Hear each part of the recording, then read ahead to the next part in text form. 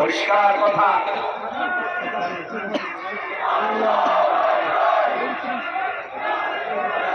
ভাইরা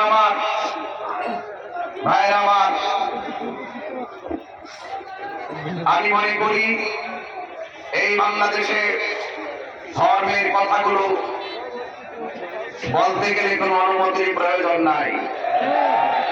এরপর আমরা সম্মান করে প্রশাসনের কাছে যাওয়া হলে একমাত্র দেখা যায় আহলুস সুন্নাত ওয়াল জামাতের বিরুদ্ধে যত ধরনের আইন কানুন, আর অন্য কারোর বাড়ি দেখি না। সবাই স্বাধীনভাবে যার যার কাজ করতেছে, রাজনীতির কাজ করতেছে, ধর্মের কাজ করতেছে, কোনো বাধা নাই। আর আমাদের আহলুস সুন্নাত ওয়াল জামাতের রাজনীতির কাজের প্রতিবন্ধকতা সৃষ্টি করছে, আহলুস সুন্নাত ওয়াল জামাতের কাজের প্রতিবন্ধকতা সৃষ্টি করছে।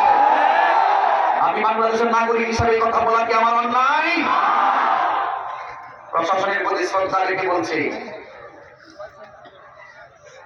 শান্তিপ্রিয় মাহফিলে যখন আপনি 94% মুসলমানদের দেশে এই হাজার হাজার মানুষ কারো ওয়াজ শুনতেছেন, হঠাৎ করে আপনি মাহফিলে এসে বলেন যে এই মাহফিল করা যাবে না, অনুমতি নাই।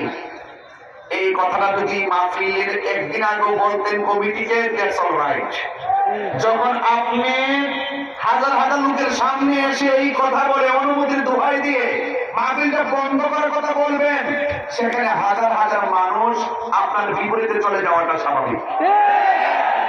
এটা আপনি উস্কানি দিলেন, অথচ উল্টা আমাকে বলা হয়েছে আমি নাকি মাহফিল উস্কানি দিয়েছি, দেওয়ার কারণে ঘটনা ঘটেছে। অথচ আমি বক্তব্য স্পষ্টভাবে প্রশাসনকে সেভ করার জন্য, জনগণকে, মুসল্লিকে শান্ত করার জন্য আমি অনেকভাবে চেষ্টা করে 10 মিনিট বেঁধে দেওয়ার পর 7 মিনিটই ওয়াজ শেষ করে আপিল মুনাজাত করে চলে গেছি।